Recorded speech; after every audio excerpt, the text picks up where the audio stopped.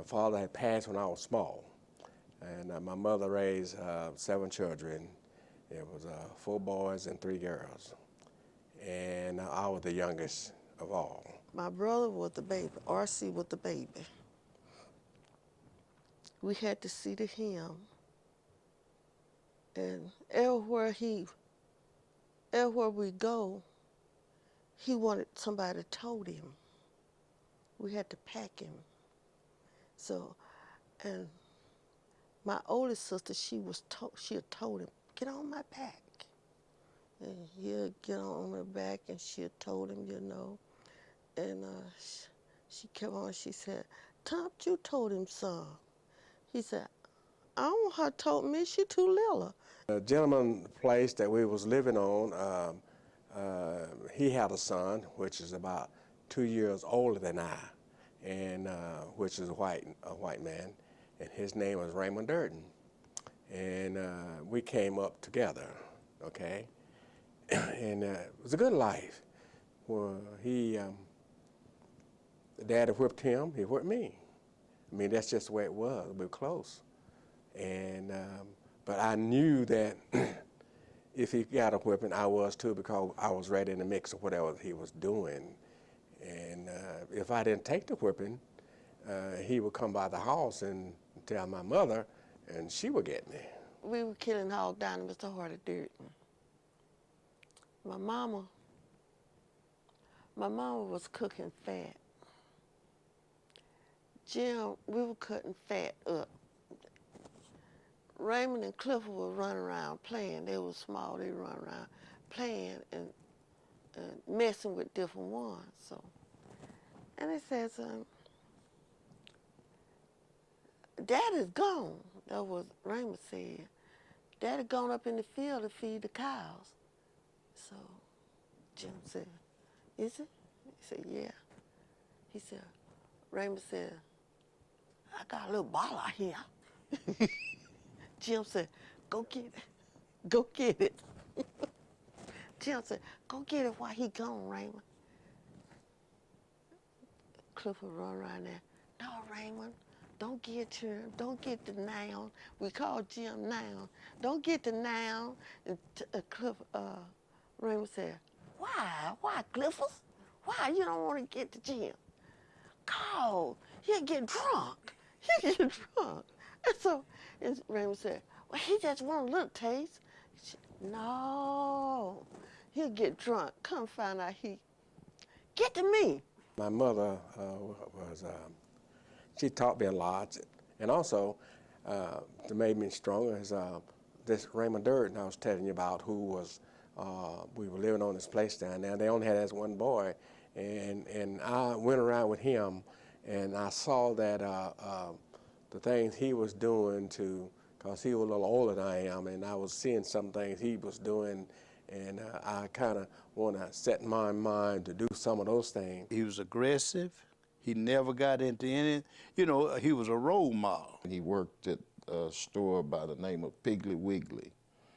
And in order to have a job of that nature back and then, you consider that individual as an outstanding individual, because he wore those khaki pants every day and clean cut, where everybody else had to resort to going out, doing the manual labor, getting dirty, and a man of that nature had to be extinguished enough to know how to do things, and the education ability to make things work. Finished high school I did, and I went on to college. I went to Texas Southern University, but I only stayed there 1 year, and I came out. And when I went into the Army and I came out, I finished my education through the Army. Immediately after I got in the Army, I came back and I got married. And of course, I was seeing my wife, Mary. I was seeing her before we went in the Army. But within a year's time, I guess, we had our first child. We came back out of the Army, and after 3 years, and we came back to Jasper, and that's where we rooted here in the city, Jasper. And from that, I had 4 boys. I first got to know R.C. In a previous job I had, I worked for a corporation called the Visitor Company, which was located at a corporate headquarters here in Jasper. And I was their advertising manager, and RC handled all of their warehousing and shipping. Me and him worked together. I guess at Visitor, we both worked at Visitor at the time, and we've worked at other different places. We worked at country clubs and stuff like that, and you know, he's a hard-working man, and I've been knowing him. I can't remember when I didn't know him, and I always respected him and just admired him. He's one of the few guys that I know that I could disagree with, and me and him could have a disagreement, you know, but we wouldn't fall out. You know, I may not agree on what he wanted to do, and he may not agree on the way I wanted to do it, but at the end, we would still be friends. You know, that's saying a lot there. He was a take charge person. He was the kind that always wanted to do something, always wanted to get somewhere, and he would find a way to get there and to do it. I must say that I started breaking the ice when they put me on the city council, and I started making the move, okay? I joined the Lions Club. No blacks has never joined the Lions Club. After 3 years, I made president. I was the president of the Lions Club. After 9 years, I was on the council. I said, the mayor had to leave, and he wanted me to replace him. And I says, I don't know anything about it. And then I got to thinking, if he can do it, I can do it. I kind of think I was probably one of the first members in the white community to really get out and encourage him to run for mayor. I thought he'd be a great mayor. When we got out and we hustle vote and totaled up the votes after we had the election, and we was down there at the City Hall, and I came out with 44% of the total votes.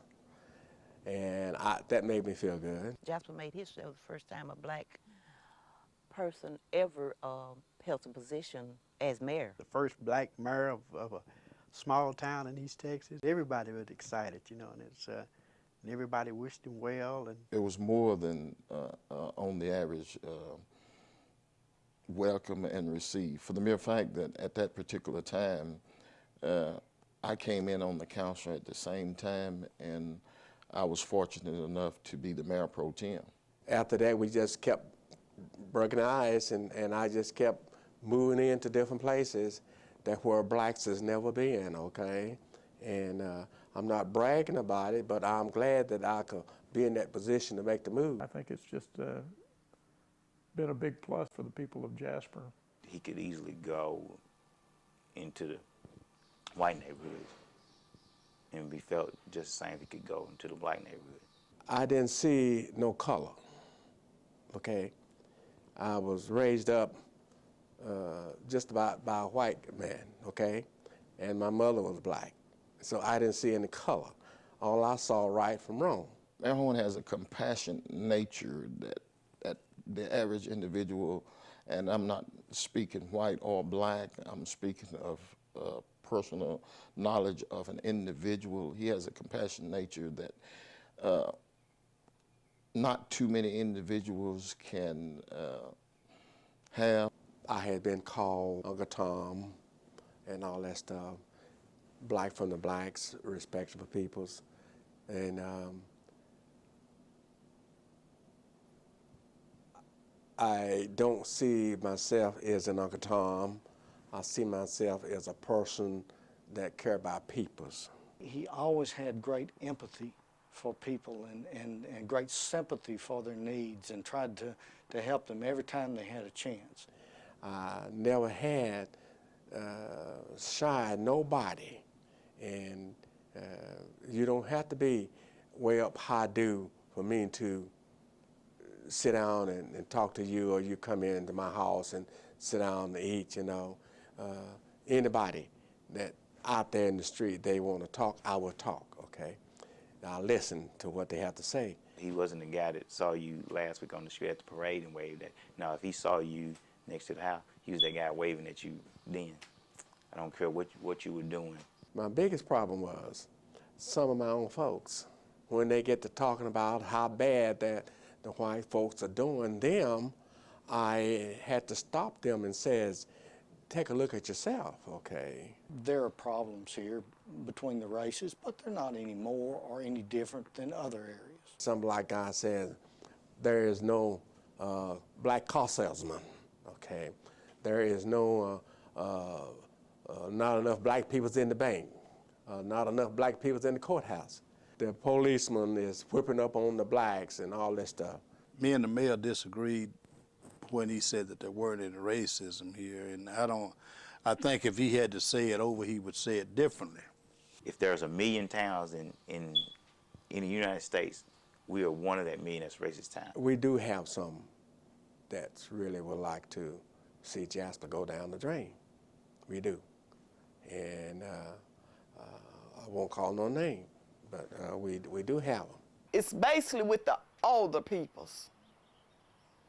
Some of these peoples, even though they try to be, you know, act like they're not, but you know of their age, they was raised up in it. And I say it like this, you could see it set in their wrinkles.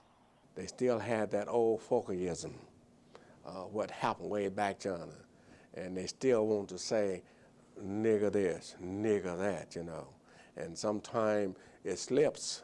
You know, for instance, on my job, it's one lady there. She'll slip the word nigger out, and she did it to me once.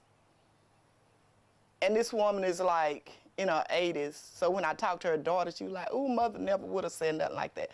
But they grew up with it. I just wish people, and especially black people, knew the full story behind a lot of stuff that goes on. A lot of murders, which I have heard about. I wasn't here, just listening to what people have said. Things were swept under the rug. The law enforcement beat Nathaniel Leroy. You heard about that, right? I ain't over that. The worst event is I can remember, considering black and white, when they beat my cousin up. Back in '66, I believe. Now, Leroy was, he had left from here that night at evening. He worked at the chicken factory, I believe, and he had left from here. And he went home and got him a bath and come back up this way. But see, then when he left and carried all of his friends home, and he went home with the bed. And here was another car looked like Leroy. Don't say that. But it wasn't Leroy. Said he blowed at some white girls. And they went to the house and got him out of the house, kicked the door open on my aunt and got him out and beat him up. Before they got to the highway, they had hit him and knocked him down, you know, beat him. When they asked a doctor to come in and check him out, the doctor wouldn't touch him. Told him they better get him out of his jailhouse and get him to a hospital. And, you know, nothing was done about that. I knew that things like that could happen, had happened, and probably would happen again. In '98, I suppose that all hell broke loose. I got a phone call and said they found a man, you know, with his head chopped off. I was at church at Sunday school, and the men of the church came in and asked us to bring, we were in Sunday school and asked us to bring all the children into the fellowship hall of the church. They wanted to talk to them. And what they wanted to talk to them about, and like I said, at the time we didn't know what had happened. They were just saying that a man had been killed. First they said a boy. Then they said, we don't know a man, but someone has been killed and it was pretty brutal, is what the announcement was. And that for the boys to be careful, not to go anywhere by themselves, not to be out. By being the mayor, you want to go and see what's going on, you know, because the sheriff was, went to his office and they pronounced that it was the bird. He was coming home one night from a party, and we was told 3 white guys picked him up, took him to Huff Creek Road, and chained him up behind a truck. and drug him until his head come from his body. What's the significance of dragging him? Why kill him? What has he done? We always had this umbrella that we just couldn't get washed up with racism. But now we found out our umbrella had a leak in it. That doesn't happen here. It can't be what you're saying. It's not always Mississippi or Louisiana. I was standing in Billy Rose, who was the sheriff office, and I said, Billy, what have we got ourselves into? He said, I don't know, Merrill said, but this is not right for me and you, because we didn't realize anything like this going to happen that soon, you know. We didn't have the experience yet. My thoughts on it was, please just get somebody here that's going to take care of this and know what's going on. Billy Rose, he was a good sheriff, and I had a good chief of police also at that time, and they worked together. The next day when we, were here that the sheriff had called in the FBI, I felt a sigh of relief. There was so many things that the people was afraid was going to happen to Jasper. A lot of people said they was afraid, but I wasn't. They were afraid to even go down the road where this young man was dragging. My husband worked a lot at night, so I would be riding by myself a lot, and I was kind of skittish. But if like just one-on-one or meeting up with him or something like that, no, I wouldn't be skittish, but just afraid of, I'm riding at night by myself and what could happen. The news medias began to come in and begin to call, and the next thing you know, the town was flooded. We got them behind bars. This was within a week's time. If we had not had those guys apprehended, okay, then I could see them coming in, won't know what was the next step. It was a very trying time for the community. It was also a time that allowed RC's leadership capabilities to come to the surface. I don't think it was an accident that RC was mayor. I think God put him there for a reason. I've always felt like it was almost fortuitous that the first black mayor that the city of Jasper had ever had was serving office when this horrendous crime took place, because it lent a lot of stability to and a lot of comfort to the black community. Now, I want to tell you where this happened at. It didn't happen in the city limit now. It happened about 7 miles out of the city. But yet and still, I got pressure. I said, boy, when you first got that job, you just thought you was gonna shake a few hands, cut a few ribbons, and kiss a few babies. But pretty soon, here you go, Tavis. You got people like Tavis Smiley and all of these professional people, and Dan Rather and people like that shoving mics up in your face and asking you all these hard questions, and even some of your own race is coming down on you, and you still can maintain your cool. He stayed pretty calm about it. There were times I was worried about him because it was, there was so much going on and so many was calling and should we do this or what's come next, and Everybody won't know what I'm gonna do, why this, why that. He was out in the forefront. There was a whole lot of things going on that he was having to deal with. There was a lot of weight on his shoulder. There was time that I didn't go to bed sometimes at 3 o'clock in the morning. There was time that I get phone calls. I got threatened phone calls, and I don't know how many threatened letters that I gotten. The road was tough. There was a lot of things that was happening behind the scenes with he and his family and other people in the community. And he had to be up front and with them he had to stand with them in order to be able to endure what had to be done for the city of Jasper. I was a little fearful at that time. I said, why am I so fearful? I said, I haven't did anything wrong. The city hadn't did anything wrong. And then after I looked at that, and in my mind, I was examining myself to see why I was so nervous and so frightened, afraid this gonna happen, that.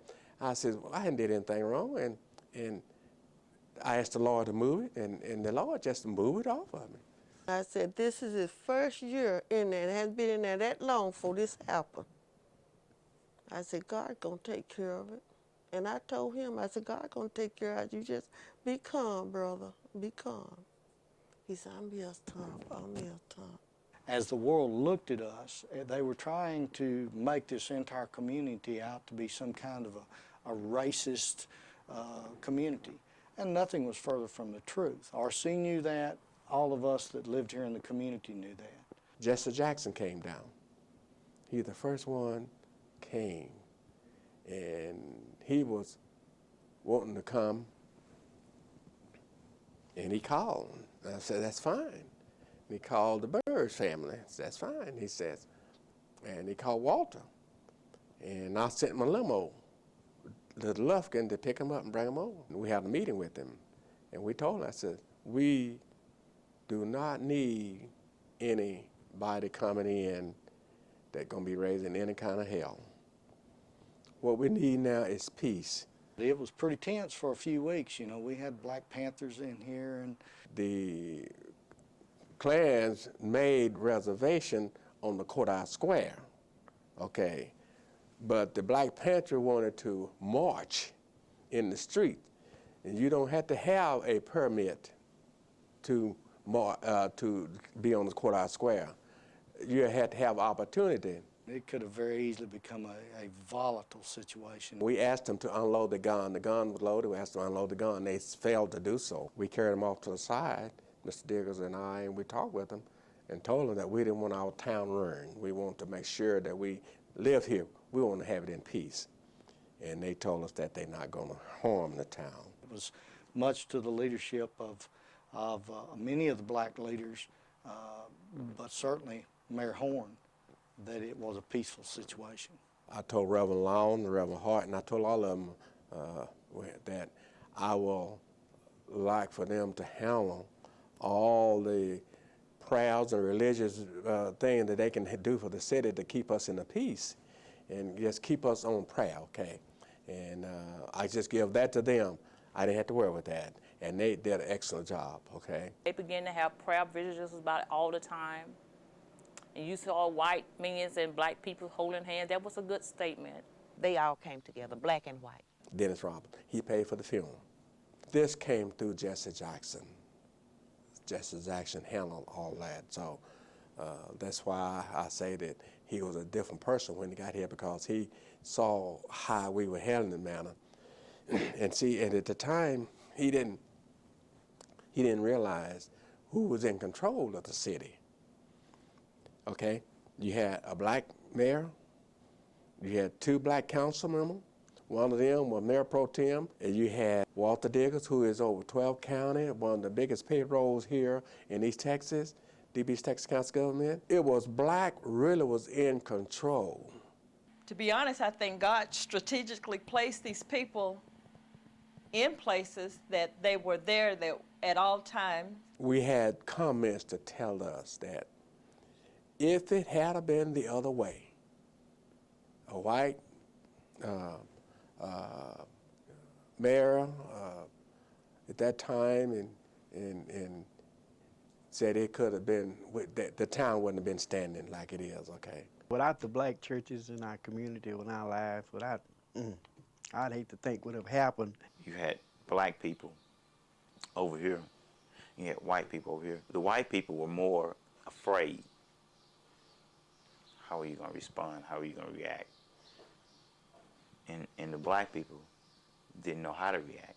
If you went into the stores, if you went into the different restaurants, it's just like people all over town, if you just walk out of the store, somebody else come in there, at the time it's like they were, well, we want you to know that we're your friend. And it felt phony. It really did. I felt that these 3 young men really in their mind wasn't intending to go that far, okay? They had been drinking and they saw Mr. Bird, and they picked up Mr. Bird and gonna have a little, they called itself a little fun.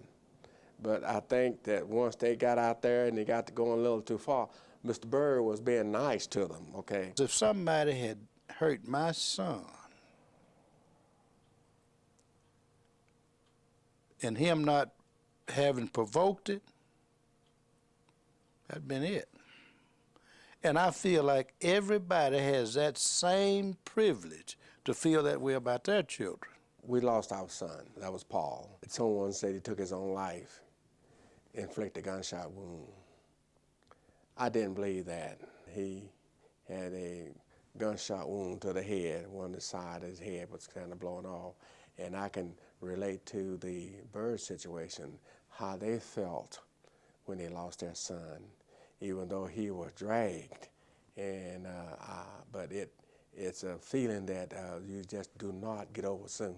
What would you do if that was your brother, your sister, your mama, your dad? What would you do? How would you feel? We never got on TV and said that my brother was a saint. The news media got involved with the Byrds, and each year they began to call or began to come in and begin to want to know what they're going to do, and all they would like to see happen is to let Mr. Byrd rest. This was an isolated incident. I know that this could happen anywhere. This could have happened in any small town, large city, and I feel like that there's been much more gruesome and acts that have occurred in larger cities. This just happened to get more media attention. We're not a utopia here.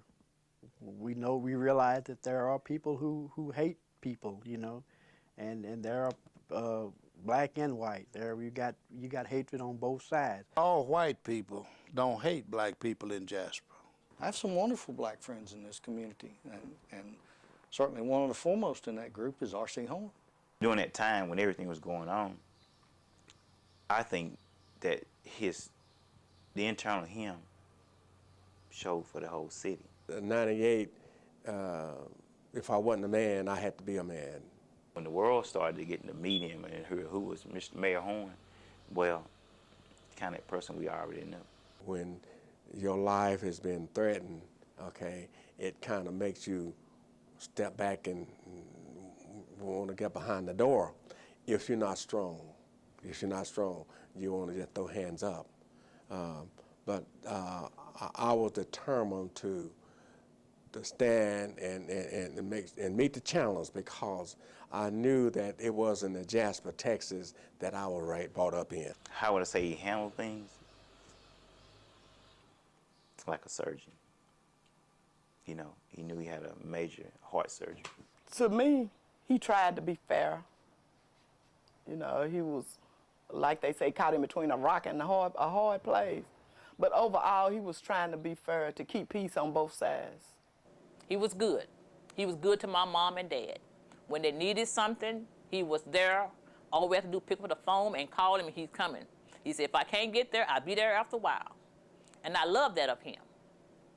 Because he was the mayor, he didn't have to take the time out, but he did. And I appreciate that. One thing that has always, in my mind, set him apart, he's kind. I've never seen the man, in the 30 years I've known him, do anything to deliberately injure, hurt, embarrass another human being. I keep thinking of the word humble, because he is a humble person. I mean, like I said, humble because he's caring, and whatever he can do for you, he will. Don't matter if it's black, white, Mexican, that's the way he is. People always been like that. I think he's a natural leader. And he's a take charge kind of guy. I do know that. And he don't mind getting up, and he don't mind leading. You know, and a lot of people that are leaders who can lead will sometimes shy away from the spotlight, you know, but R is not one of those, you know. I will not say I'm excellent, because I'm still working towards that. Okay. You know, when you get excellent, you're almost at the top there, okay? But I'm still climbing. I'm still climbing up and trying to do better.